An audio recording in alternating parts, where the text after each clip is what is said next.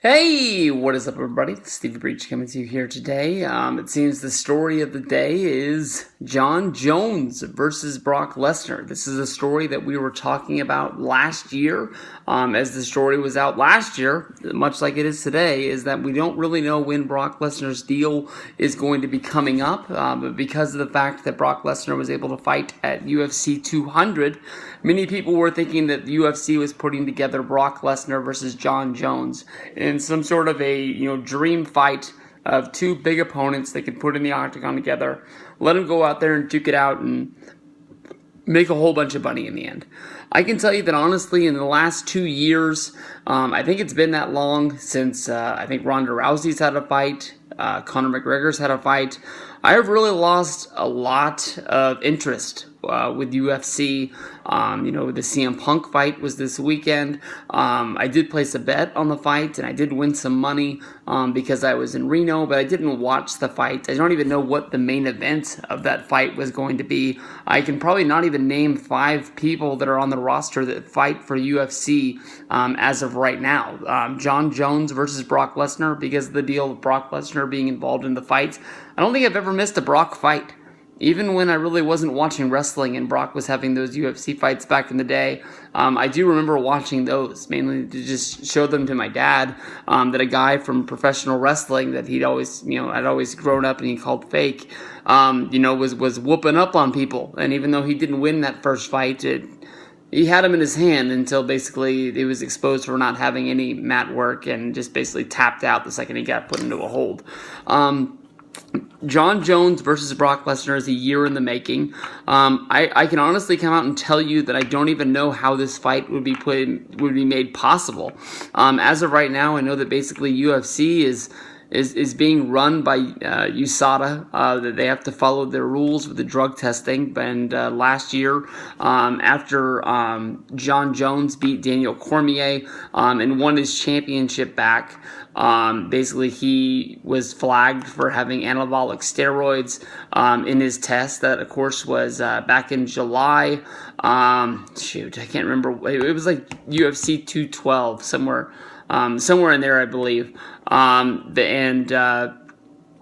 Basically, he had to be put on the sideline. I know that Jon Jones, throughout his trouble, he's been in trouble a lot. I don't know if he's under suspension for a 1 year, and that means he'll be able to come out and fight, after July. The rumor is that Brock Lesnar actually is going to be leaving WWE after SummerSlam. I know that we've said this, with him being let go after WrestleMania, and then of course being let go after the World's Greatest Royal Rumble, and now is being extended until the summer. To me, honestly, it doesn't make a lot of sense. I know that he's being paid on like a per date appearance.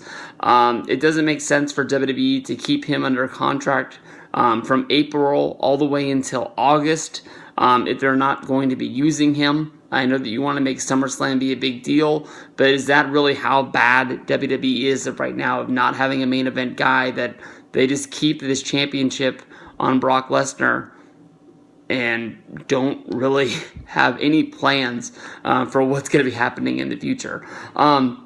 Like I was saying with Jon Jones, I don't know if he's only on a 1 year suspension, but this is a guy that's, he got involved in that hit and run where he hit that pregnant woman, and then of course at the scene that he fled before he ran away from his car, he was shoving money in his pants and went and basically hid in the woods for a matter of time. A lot of people thought that it was because of the fact that he did not want to have to take a drug test, that he would have failed at that time. I know that Jon Jones came out and basically said that he was having problems in his life, and he did go to rehab. Some people have said the rehab didn't work, and that maybe he really has a real life drug problem. As far as I know, I don't think he's ever officially failed a test for having cocaine in his system, but I know that it is linked to his name.